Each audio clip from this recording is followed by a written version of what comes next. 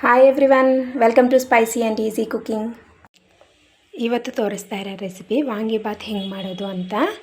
ವಾಂಗಿಬಾತ್ಗೆ ಬೇಕಾಗಿರೋ ಸಾಮಗ್ರಿಗಳು: ಬದನೆಕಾಯಿ ಕಟ್ ಮಾಡ್ಕೊಂಡು, ಗ್ರೀನ್ ಕಲರ್ ಬದನೆಕಾಯಿ ಕಟ್ ಮಾಡ್ಕೊಂಡು ಇಟ್ಕೊಂಡಿದ್ದೀವಿ, ಸಾಲ್ಟ್, ವಾಂಗಿಬಾತ್ ಪೌಡರ್, ಬೆಳ್ಳುಳ್ಳಿ ಒಂದು ಜಜ್ಜಿಟ್ಕೊಂಡಿದ್ದೀವಿ, ಟರ್ಮರಿಕ್, ಹುಣಸೆಹಣ್ಣು ರಸ. ಈಗ ಹೆಂಗೆ ಮಾಡೋದು ನೋಡೋಣ. ಒಂದು ಪ್ಯಾನಲ್ಲಿ ಆಯಿಲ್ ಹಾಕಿದ್ವಲ್ವ, ಅದಕ್ಕೆ ಬೆಳ್ಳುಳ್ಳಿ, ನಾವು ಚಚ್ಚಿಟ್ಕೊಂಡ್ರೆ ಬೆಳ್ಳುಳ್ಳಿ ಐತಲ್ವ, ಬೆಳ್ಳುಳ್ಳಿ ಹಾಕಿದ್ದೀನಿ. ಈಗ ನೆಕ್ಸ್ಟ್ ಅದಕ್ಕೆ ಬದನೆಕಾಯಿ,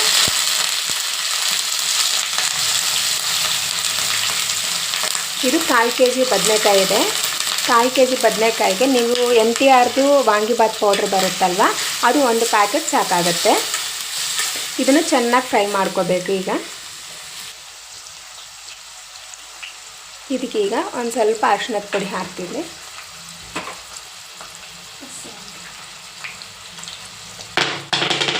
ಮತ್ತು ಸಾಲ್ಟ್ ಎಷ್ಟು ಬೇಕೋ ಸಾಲ್ಟ ಹಾಕ್ಕೊಬಿಟ್ಟಿದ್ದೀವಿ. ಈಗ ಸಾಲ್ಟ್ ಹಾಕಿದ ಮೇಲೆ ಬದನೆಕಾಯಿನ ಕಂಪ್ಲೀಟಾಗಿ ಫ್ರೈ ಮಾಡ್ಕೊಳ್ಳಿ. ನೋಡಿ, ಬದನೆಕಾಯಿ ಚೆನ್ನಾಗಿ ಬಾಯ್ಲ್ ಆಗಿದೆಯಲ್ವ, ಈಗ ಹುಣಸೆಹಣ್ಣು ಹಾಕ್ಬಿಡೋಣ.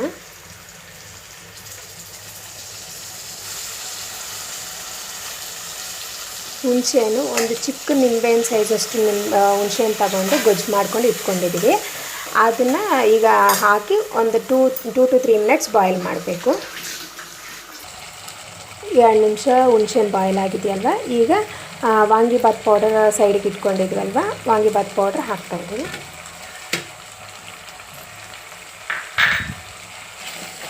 ನಿಮಗೆ ಮಾರ್ಕೆಟಲ್ಲಿ ಸಿಗೋ MTR ವಾಂಗಿಬಾತ್ ಪೌಡರೇ ನಾನು ತಗೊಂಡಿರೋದು. ಒಂದು ಪ್ಯಾಕೆಟ್ ಫುಲ್ ಹಾಕಿದ್ದೀನಿ. ಈ ಪೌಡರ್ ಹಾಕಿದ ಮೇಲೆ ಜಸ್ಟ್ ಒಂದು 2 ನಿಮಿಷ ಬಾಯ್ಲ್ ಆದರೆ ಸಾಕಾಗತ್ತೆ.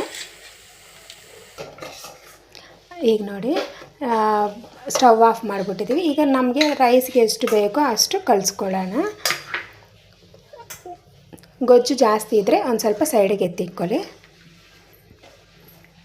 ಈಗ ಆಲ್ರೆಡಿ ಬಾಯ್ಲ್ ಮಾಡಿಟ್ಟಿರೋ ರೈಸನ್ನ ಹಾಕಿದ್ದೀನಿ.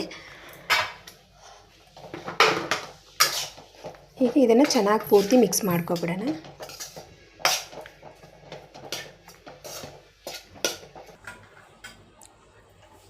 ನೋಡಿ, ಈಗ ವಾಂಗಿಬಾತ್ ರೆಡಿ ಆಗಿದೆ.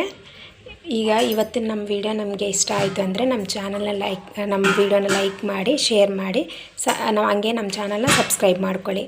ಪಕ್ಕದಲ್ಲಿರೋ ಬೆಲ್ ಐಕಾನ್ನ ಪ್ರೆಸ್ ಮಾಡಿದರೆ ನಮ್ಮ ನೆಕ್ಸ್ಟ್ ವಿಡಿಯೋ ಅಪ್ಡೇಟ್ಸ್ ನಿಮಗೆ ಬರುತ್ತೆ. Thank you.